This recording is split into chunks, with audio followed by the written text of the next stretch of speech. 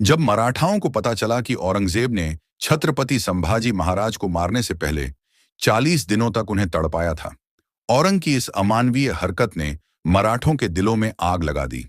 इसके बाद मराठा क्षेत्र के सभी राजाओं के आंतरिक मतभेद गायब हो गए और केवल एक ही लक्ष्य बचा, औरंगजेब और मुगलों का विनाश। इधर रायगढ़ किले में इस कठिन समय के दौरान भी संभाजी के मृत्यु के अगले दिन ही 12 मार्च 1689 को रानी येसुबाई ने राजा राम महाराज का राज्याभिषेक करने का निर्णय लिया और अपने सभी मुख्य अधिकारियों को इकट्ठा करके सभी धार्मिक अनुष्ठानों के बाद राजा राम का छत्रपति के रूप में राज्याभिषेक कराया। ऐसा करके उन्होंने मुगलों को एक कड़ा संदेश दिया कि मराठा साम्राज्य अभी भी मजबूत है और लड़ाई लड़ने में सक्षम है, उनका छत्रपति अभी भी जिंदा है। इधर औरंगजेब को जैसे ही यह खबर मिली, उसने अपने जनरल जुल्फिकार खान को मराठा राजाराम को पकड़ने का आदेश दिया। राजधानी किला रायगढ़ को जीतने के लक्ष्य से जुल्फिकार खान 15,000 से अधिक की मुगल सेना लेकर निकल पड़ा। इधर राज्य अभिषेक के लिए मराठों का पूरा शक्ति आधार रायगढ़ में एकत्र था।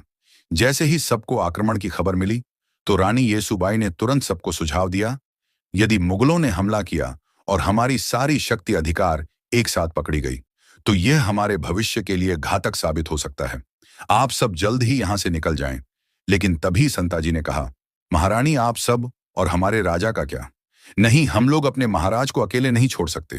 फिर महारानी येसुबाई ने कहा, मैं किसी तरह राजा राम महाराज को यहां से बाहर निकलवा दूंगी, आप लोग बस जल्द निकल जाएं, ये रानी आदेश है। रानी येसुबाई ने सुझाव दिया कि राजा राम महाराज को अलग अलग गढ़ों से लड़ते हुए बाहर निकलना चाहिए।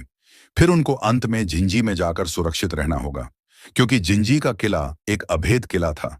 येसुबाई की सलाह अनुसार राजा राम महाराज यशाजी कांक और रामचंद्र पंथ अमात्य के सुरक्षा घेरे की बदौलत भेष बदलकर रायगढ़ से भाग निकले। इधर संताजी गुस्से से लाल होकर बोले, उस सुअर के बच्चे ने हमारे महाराज के टुकड़े टुकड़े कर दिए और हम लोग कुछ नहीं कर रहे हैं, इतिहास हम पर थूकेगा। फिर धनाजी ने कहा, आप और आपका कुल महान है संताजी, मैं आपको शीश झुकाता हूं। आपके पिता मलहौजी भी वीर गति को प्राप्त हो गए संगमेश्वर के युद्ध में, लेकिन आप उनको भूलकर सिर्फ अपने महाराज और अपने मराठा के लिए सोच रहे हैं। अब आप जो बोलोगे वही होगा। फिर क्या होना था, अब ऐसी आग लगने वाली थी कि औरंगजेब की नींद उड़ने वाली थी। औरंगजेब बाहर निकलकर देखता है कि मराठा के दो बब्बर शेर संताजी और धनाजी और उनके साथी पागलों की तरह मुगलों को काट रहे हैं। उस रात गोरिल्ला युद्ध के उस्ताद मराठों ने सिर्फ 2000 योद्धाओं के साथ औरंगजेब की विशाल मुगल सेना पर हमला कर दिया। संताजी और उनके मराठों ने उग्र शेरों की तरह हमला किया और मुगलों को बेरहमी से मार डाला। हमले के दौरान मुगल सैनिक डर के मारे चिल्लाने लगे। गुस्से में आकर औरंगजेब अपनी तलवार निकालता है और मराठा सैनिकों को मारने लगता है। तभी अचानक उसके सामने संताजी खड़े दिखते हैं, बिल्कुल गुस्से में लाल। संताजी का चेहरा मुगलों के खून से लथपथ था। उस समय औरंग भी गुस्से में था। दोनों एक दूसरे की तरफ युद्ध करने के लिए बढ़ते हैं। संताजी के एक तलवार की वार से ही औरंग वही गिर जाता है। जैसे ही संताजी उसको मारने वाले होते हैं, अचानक मुगल सैनिकों की ढेर संताजी को उलझा देती है। मौके का फायदा उठाकर औरंगजेब अपनी जान बचाकर भाग जाता है। मराठों ने एक के बाद एक मुगल लाशों का ढेर लगा दिया। मराठों ने औरंगजेब के सारे निजी तंबू में भी आग लगा दी। उस दिन उसके साम्राज्य का गौरव चकनाचूर हो गया और उसे हमेशा के लिए कायर करार दे दिया गया। एक प्रतीकात्मक जीत के रूप में मराठों ने औरंगजेब के तंबू से 2 सोने के शिखर उठाए और उन्हें सिंहागढ़ किले के ऊपर रख दिया। अगली सुबह जब औरंगजेब ने युद्ध के मैदान को मुगल लाशों से अटा पड़ा देखा, तो वह अविश्वास में बुदबुदाया, या अल्लाह, ये मराठे किस मिट्टी के बने हैं? वे ना थकते हैं, ना झुकते हैं, ना पीछे हटते हैं। क्या हम उन्हें नष्ट करने की कोशिश करते हुए कहीं खुद ही तो नष्ट ना हो जाएं? औरंगजेब इस अपमान से कभी उभर नहीं पाया। इधर मुगल कमांडर जुल्फिकार खान ने रायगढ़ किले पर कब्जा कर लिया, लेकिन राजाराम वहां से तब तक तो निकल चुके थे। लेकिन मुगलों ने संभाजी राज्य की 2 माताओं, उनकी पत्नी येसुबाई और दादी छत्रपति शिवाजी महाराज की पत्नी सकबबाई के साथ उनके पुत्र शाहू जी को बंदी बना लिया। जुल्फिकार खान तुरंत सभी कैदी को औरंगजेब के पास ले गया। जैसे ही यह खबर संताजी को मिली, उन्होंने रायगढ़ किले पर हमला कर दिया। मराठों ने जुल्फिकार खान की सेना को काटकर रायगढ़ किले पर भी कत्लेआम मचा दिया और मुगलों का बेशकीमती खजाना, घोड़े और 5 हाथी अपने साथ पकड़कर पन्हाला लेकर आए। इस तरह कई गोरिल्ला युद्ध ने मुगल सेना का मनोबल तोड़कर रख दिया, क्योंकि मराठों को जब भी मौका मिलता वह मुगल सेना को चीर के रख देते। अब बारी मुकर्रम खान की थी, जिसने छत्रपति संभाजी महाराज को छल और धोखे से कैद किया था। औरंगजेब ने 50,000 रुपये इनाम देते हुए मुकर्रम खान को महाराष्ट्र के कोल्हापुर और कोकण प्रांत का सूबेदार नियुक्त कर दिया था। संताजी और उनके मराठों ने यह प्रण लिया कि चाहे कुछ भी हो जाए, पर उस मुकर्रम खान को जिंदा नहीं छोड़ना है। दूसरी ओर हमारे महाराज राजाराम प्रतापगढ़ से अब वे सज्जनगढ़, सतारा, वसंतगढ़ होते हुए पन्हाला किले तक पहुंचे। अब उन्हें यहां से रानी येसुबाई के कहे अनुसार झिंझी निकलना था। लेकिन औरंगजेब भी राजाराम को पकड़ने पर तुला हुआ था। चतुर औरंगजेब जानता था कि नव राज्य अभिषेक करने वाला राजा राम जान बचाने के लिए झिंझी ही जाएगा। उसने झिंझी जाने वाले सभी मार्गों पर कड़ी निगरानी रखने का आदेश दिया। उसने यह सुनिश्चित करने के लिए गोवा के पुर्तगाली वायसराय की मदद भी ली थी कि राजा राम समुद्र का मार्ग का उपयोग न कर पाए। इधर मराठा में आप कहे तो महाराज इन मुगलों को इसी पन्हाला में दफन कर दें। नहीं संताजी, हमारा कर्तव्य यह है कि महाराज को सुरक्षित झिंझी तक पहुंचाना होगा, क्योंकि फिलहाल रानी येसुबाई और शाहू जी मुगल के कब्जों में हैं। यह लक्ष्य बनाकर चलो, देर से ही सही, पर मुगल साम्राज्य का अंत हमारे ही हाथों होगा। पन्हाला पर मुगलों के आक्रमण की खबर मिलते ही राजा राम और उनके सहयोगी मराठा व्यापारियों के वेश में किले से भाग निकले। सूर्योदय तक वे लोग कृष्णा नदी के तट पर नृसिंहवाड़ी पहुंच गए। उन्होंने कृष्णा नदी पार की और दक्षिण की जाने के बजाय पूर्व के दक्कन की ओर जाने वाले रास्ते पर चल पड़े। क्योंकि मुगलों को बेवकूफ बनाना था, उन लोगों ने झिंझी जाने के लिए एक बार घूमकर फिर कृष्णा नदी पार करने की योजना बनाई। उन्होंने घुमावदार रास्ते का इस्तेमाल किया। महाराज की शिमोगा यात्रा गोकक सवा दटी नवलगुंड, अनेगरी लक्ष्मी शवर हावेरी और हिरे केरूर से होकर गुजरी। शिमोगा पहुंचने से पहले लक्ष्मेश्वर परगना से गुजरते समय वहां के मुगल अधिकारियों को उनकी यात्रा की भनक लग गई और वे अपनी सेना के साथ उनके दल का पीछा करने लगे। यहां उनका सामना वरदात नदी से हुआ। महाराज ने मालोजी घोरपड़े के भाइयों की मदद से इसे पार करके अपने पीछा करने वालों को चकमा दिया, लेकिन आगे बढ़ने पर उन्हें पता चला कि उनका मार्ग मुगल दुश्मन सेना ने रोक रखा है। ऐसी कठिन परिस्थिति में छत्रपति शिवाजी महाराज से प्रशिक्षित शक्तिशाली योद्धा संताजी जगताप और रूपाजी भोसले अपने राजा की रक्षा के लिए तैयार हो गए। शत्रु सेना को रोकने की जिम्मेदारी संताजी जगताप को सौंपकर राजाराम महाराज रूपाजी भोसले के साथ आगे बढ़ गए। एक सिपाही तेजी से दौड़कर आता है और कहता है, महाराज, भारी मुगल सेना हमारी ओर तेजी से बढ़ रही है। राजाराम महाराज तेजी से उठते हैं, चारों ओर देखते हैं। पास खड़े सेना नायक चिंतित हो उठते हैं। तभी घोड़ों की टाप की आवाज और तेज हो जाती है। महाराज, हमें तुरंत निकलना होगा। मुगल सेना हमें चारों तरफ से घेर रही है। इससे पहले कि मराठा सैनिक कुछ कर पाते, अब्दुल्ला खान की विशाल सेना चारों दिशाओं से हमला कर देती है। तलवारें टकराने की आवाज, घोड़ों की हिनहिनाना गूंज उठते हैं। मराठा सैनिक बहादुरी से मुकाबला करते हैं, लेकिन संख्या में कम होने के कारण कई वीर गति को प्राप्त होते हैं। अब्दुल्ला खान कहता है, राजा राम को जिंदा या मुर्दा पकड़ो, किसी भी हालत में भागने ना पाए। मराठा योद्धा अंतिम सांस तक लड़ते हैं और आखिरकार अब्दुल्ला खान की सेना सभी मराठा सेना को बंदी बना लेता है और फिर उन्हें बीजापुर किले में ले जाया जाता है। आखिरकार मराठाओं का राजा राजाराम हमारे कब्जे में है। औरंगजेब को संदेश भेजो कि मराठों का खेल खत्म। एक मुगल सैनिक कहता है, हुजूर, पहले पहचान की पुष्टि कर ले। अब्दुल्ला खान, क्या मतलब? राजाराम हमारे सामने खड़ा है। सैनिक बंदियों को जबरन घसीटकर सामने लाते हैं, लेकिन उनमें से कोई भी राजाराम नहीं होता। अब्दुल्ला खान का चेहरा अचानक गंभीर हो जाता है। धोखा, यह कैसे हो सकता है? तभी एक घायल मराठा सैनिक हंसता है।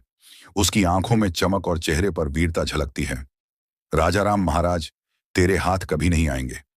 मराठा साम्राज्य को खत्म करने का सपना मत देख। अब्दुल्ला खान गुस्से में कहता है, राजाराम, इस बार तो तू मेरे हाथों से बच गया, लेकिन बहुत जल्द मैं तुझे तेरे बाबा साहेब और भाई के पास भेजूंगा। मराठाओं ने एक बार फिर मुगलों को चकमा दे दिया था। अब्दुल्ला खान के घमंड को करारी शिकस्त मिली, लेकिन मुगलों का कहर अभी खत्म नहीं हुआ था। अब्दुल्ला खान ने उन सभी सड़कों पर अपने जासूस तैनात कर दिए थे जिनसे राजा और उनके लोग यात्रा करने वाले थे। राजा राम महाराज और उनके लोग मुगल जासूसों से बचने के लिए आगे की यात्रा में घोड़ों का उपयोग करना छोड़ दिया।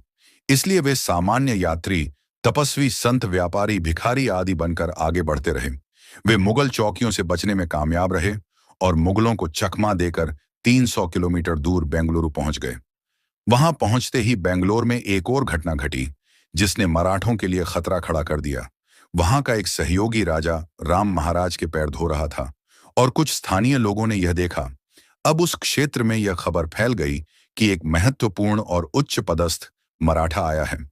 देखते देखते यह खबर जंगल में भीषण आग की तरह फैल गई और स्थानीय मुगल थानेदार तक पहुंच गई। यह बात वहां पर स्थित खंडो बल्लाल को पता चल गया। उसने मराठों को सतर्क कर दिया।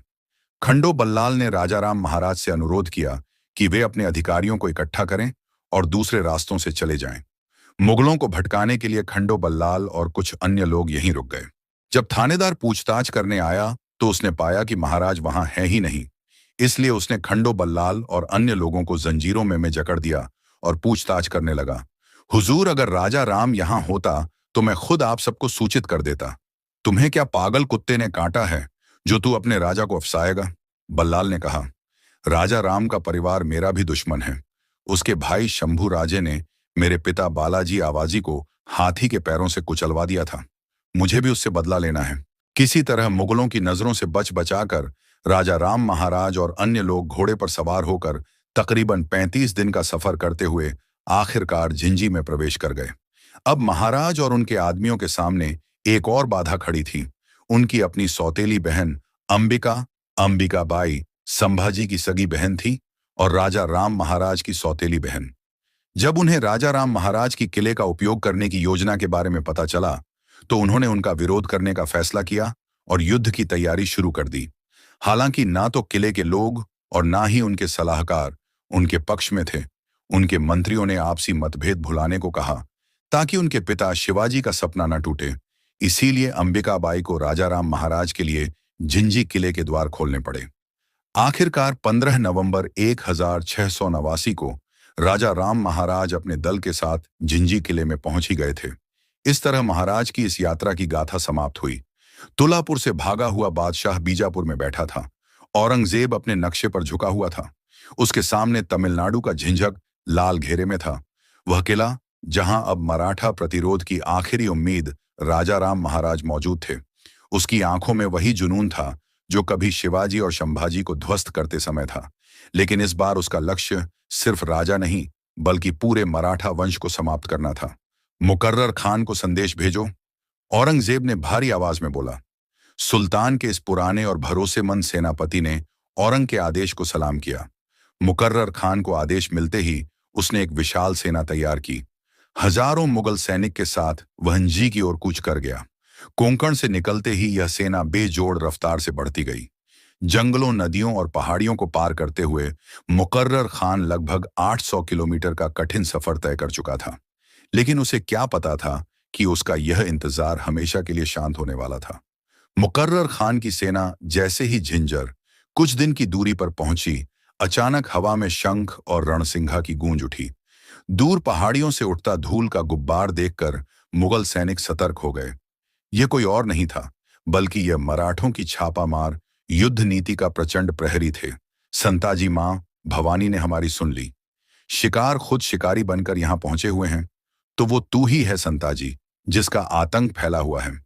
याद है, एक आतंक और था, शभा, वह भी बहुत उछलता था, जिसको मैंने हमेशा के लिए शांत कर दिया। वह धोखा था, वरना तुम्हारी नस्ल शंभू राजे को पकड़ना तो दूर, पैर की धूल चाटने के लायक भी नहीं है। तो आजा, आज देख लेते हैं कौन किसका तलवा चाटने लायक। दिसंबर 16,689 के अंत में मराठा सेना ने मुकर्रर खान की विशाल सेना को गाजर मूली की तरह काटकर तबाही मचा दी। भयंकर युद्ध के दौरान संताजी घोरपड़े ने व्यक्तिगत रूप से मुकर्रर खान के साथ युद्ध किया। जब मुकर्रर संताजी का सामना नहीं कर पा रहा था तो वहां से भागने लगा। संताजी ने उसका पीछा किया। मुकर्रम खान, तुझे मैं मृत्यु के घाट नहीं उतारूंगा। जिस तरीके से तुमने हमारे महाराज को 40 दिन तड़पाया था, उसी दर्द को आज तू महसूस करेगा जब बच सकता है तो बच ले। मुकर्रर खान के घाव इतने गंभीर थे कि उसके बचे हुए सैनिक उसको उपचार के लिए ले जाने लगे, लेकिन मुकर्रर खान की वही दर्दनाक मौत हो गई। मुकर्रर खान की मौत के साथ मराठों ने छत्रपति संभाजी महाराज की शहादत का बदला लिया।